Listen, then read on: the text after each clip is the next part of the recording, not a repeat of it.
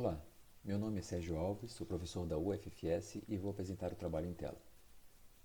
Em razão de mudanças climáticas, flutuação no preço do petróleo e da crescente demanda por combustíveis, o bioetanol se apresenta como uma excelente alternativa a matrizes energéticas. Nesse contexto, o Brasil se destaca como o segundo maior produtor, com aproximadamente 30 bilhões de litros ao ano. Quase a totalidade desse montante ainda é oriundo da primeira geração desse combustível, proveniente de açúcares simples, como no Brasil, ou fontes amiláceas, como nos Estados Unidos. Embora uma fonte renovável de energia, essa produção gera elevada pegada hídrica, compete com a produção de alimentos e coloca em risco florestas nativas devido à expansão das áreas agricultáveis. Assim sendo, a segunda geração do etanol desponta como alternativa mais verde, pois utiliza resíduos lignocelulósicos não alimentícios. No entanto, sua produção em larga escala ainda enfrenta gargalos como a necessidade de otimização dos estágios de pré-tratamento e hidrólise e da fermentação de xilose e celubiose, dois dos açúcares majoritários em hidrolisados lignocelulósicos que não podem ser fermentados por Saccharomyces cerevisiae, a levedura mais amplamente empregada em processos de fermentação alcoólica.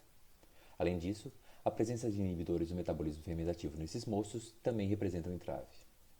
Nesse sentido, busca-se viabilizar o emprego de diferentes resíduos vegetais como matéria-prima. Considerando o destaque brasileiro, o resíduo de coco pode ser uma boa opção.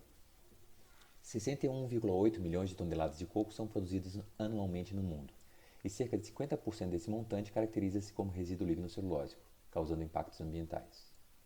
A literatura aponta nessa biomassa aproximadamente 33% de celulose, 29% de hemicelulose e 25% de lignina. Assim sendo, tínhamos como objetivo encontrar as melhores condições para a fermentação de hidrolisados de coco.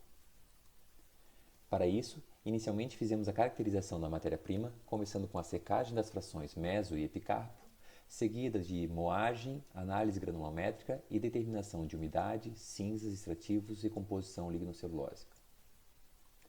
Os resultados que obtivemos corroboram dados da literatura, demonstrando elevado potencial glicosídico com quase 45% de holocelulose. Essa biomassa foi então pré-tratada com hidróxido de cálcio a 70 graus e 200 rpm durante 24 horas e hidrolisada com enzimas comerciais. O resultado da hidrólise foi analisado por HPLC. Cerca de 19% da celulose foi convertida em glicose e apenas 7% da hemicelulose teve como resultado a xilose. Além disso, constatou-se a presença de 0,76 gramas por litro de ácido fórmico e 3,03 de ácido acético, considerados inibidores de fermentação. Para a etapa subsequente, a concentração de glicose, xilose e fosfato foi ajustada. Para testar o desempenho das leveduras diante de um estresse osmótico que poderia ser provocado pelo uso de 50% de água do mar nas dornas de fermentação, o que reduziria pela metade a pegada hídrica do processo, o hidrolisado foi acrescido de 17,5 gramas por litro de cloreto de sódio.